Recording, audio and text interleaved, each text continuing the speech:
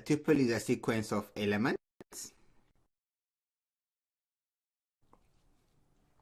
Hello everyone, and welcome to the lecture on tuples in Python.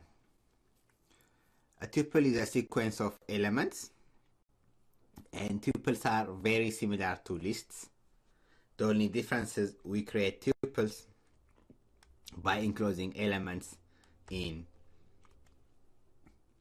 this parenthesis.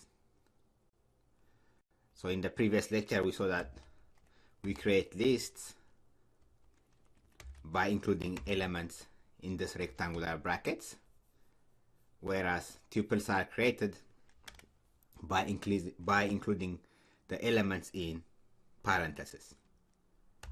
So this is an example of a tuple. Say 1, 2, 3, 4, 5. So that's a tuple containing the elements 1, 2, 3, 4, and 5. And we can save this tuple in a variable. Let's say tuple xx, and if we call our tuple xx object, we get a tuple containing the elements 1, 2, 3, 4, 5. And similar to lists, tuples can contain integers, floating numbers, strings, characters, different data types. So those are supported in tuples also. For instance, we can create a tuple containing characters A and B and C. That's valid. We can create another tuple containing the elements 1, 2, 3, and then let's say A, B, and C. That's also valid. We can also create a tuple containing integers and floating numbers. Let's say 1.2, 3.4, 3.4, 5.08, time, item, or even a list containing the elements, let's say 2, 3, 4, or even another tuple containing, let's say, the elements 1, 2, and 3. So all those data types are supported while creating tuples. So that's the same as lists. They support various data types. And to find out the length of our tuple object, we simply use the length function and then pass our tuple object. For instance, if we want to find out the length of this tuple xx, we simply say length and then pass xx. We'll get 3. Similarly, if we want to find out the length of this tuple yy, that should give us 1, 2, 3, 4, 5, 6, 7, 8, 9. So this is one element, this is one element. As you see here, we create tuples by separating each element by a comma.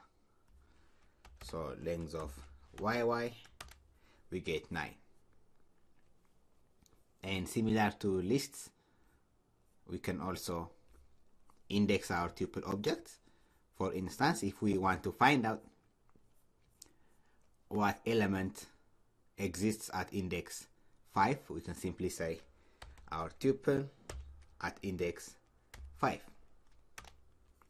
We get a list containing the elements 2, 3, 4.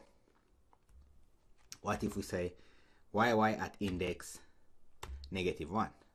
That should give us the last element, which is B, negative indexing.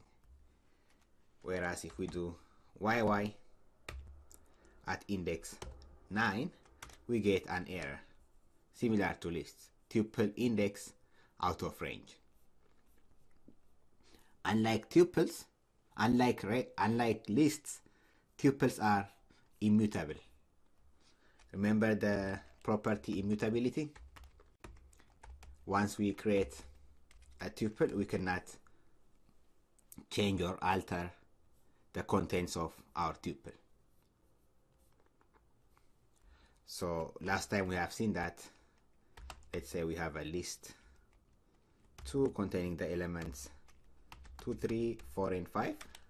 If I want to change this element 5 to some other element, we can do that in lists. All we have to do is index that element. In this case, 5 is at index 3, and set it to be equal to some other element. Now if we call our list2 object, we see that we have our new element, but this is not supported in tuples. Tuples are immutable. So if I have a tuple object, let's say tuple 1 is equal to 2, 3, 4, and 5. If I try to do the same thing, I will get an error. That's because tuples are immutable. So if I want to change this element 5, which is at index 3, to some other element, let's say 22, I'll get an error. So tuple does not support item assignment. Okay, so tuples are immutable. That's very important to remember.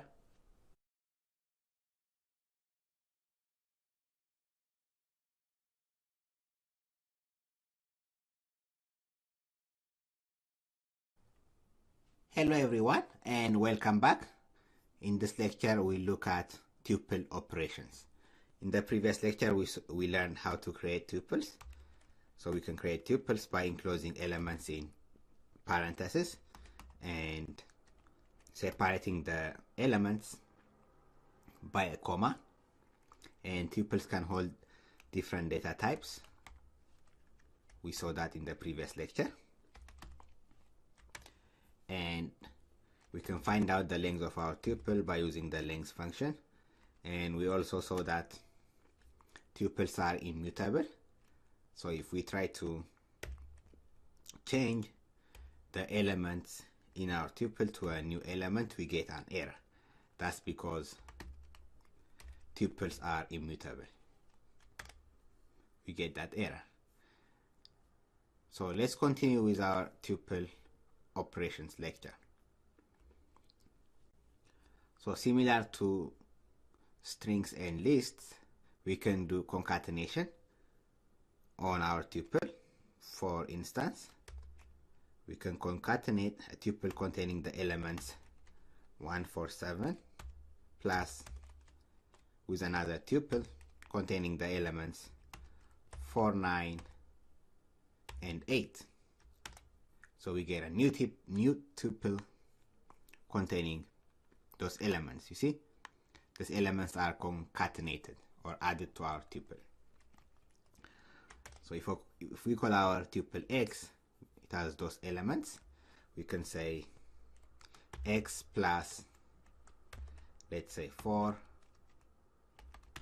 item 4, and a list containing 3, 4, and 5. So we see that these elements are concatenated for item 4, and this element containing a list are all concatenated to our tuple x. We can also say x plus x. So those are concatenation. Next, let's look at repetition or multiplication. So we can say, let's see, our tuple 1, 2, 3 times 2, we get 1, 2, 3, 1, 2, 3. Our tuple containing the elements 1, 2, 3, 4, we can say times 4. So our tuple is multiplied by 4. So it's repeated 4 times, 1, 2, 3, and 4. So that's repetition in tuples. We can say x times 5. So all the elements will be repeated 5 times. So that's the first time, second, third, fourth, and fifth. That's tuple repetition. We can also check if elements are in our tuple by using this in. For instance, we can say 2 in the tuple 2, 3, 4, and 5. So this will give us a Boolean result, either true or false. In this case, we will get true, since 2 is in our tuple 2, 3, 4, 5. Similarly, if we say 9 in tuple 5, 6, 7, we get false, since 9 is not in our tuple. If you say 2 in x, we get false. Let's see our tuple x. It has the elements 3, 4, 5, test, and item. We can say test in x. That should be true, since we have that element, that string element, in our tuple x. And in the previous lecture, we have seen that we can index our tuple. So let's call x again.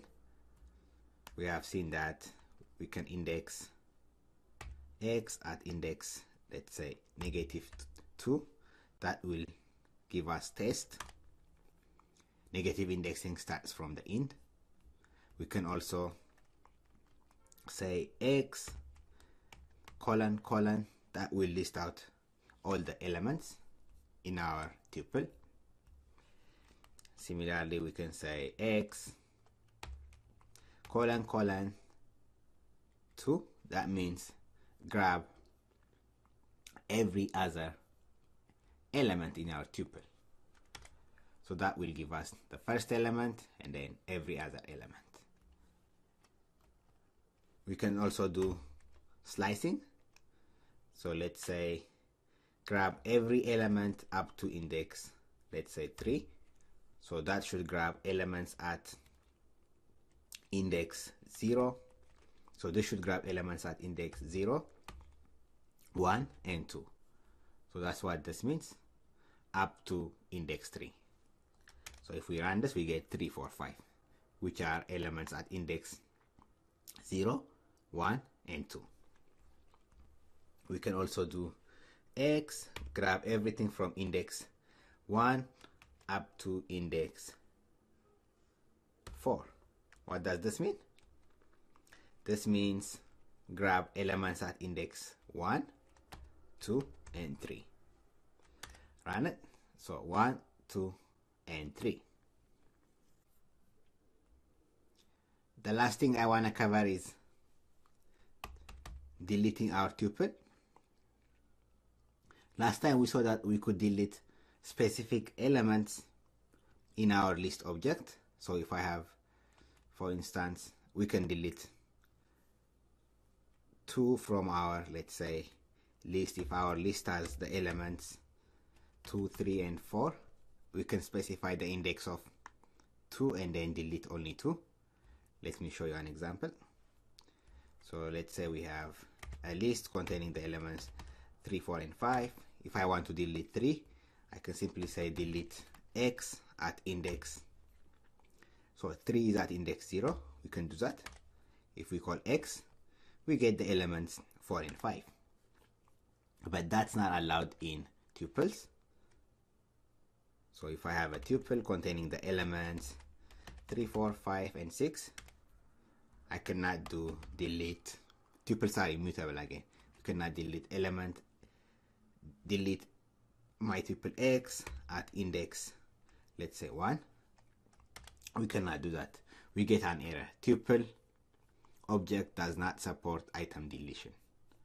But we can delete the entire tuple. We can delete the entire tuple by just saying delete and then our tuple x. We can do that. So now if we call our tuple x, we'll get an error. Name x is not defined because we have deleted our tuple x. Great. In the next lecture, we'll look at some built-in tuple methods. Thank you, everyone.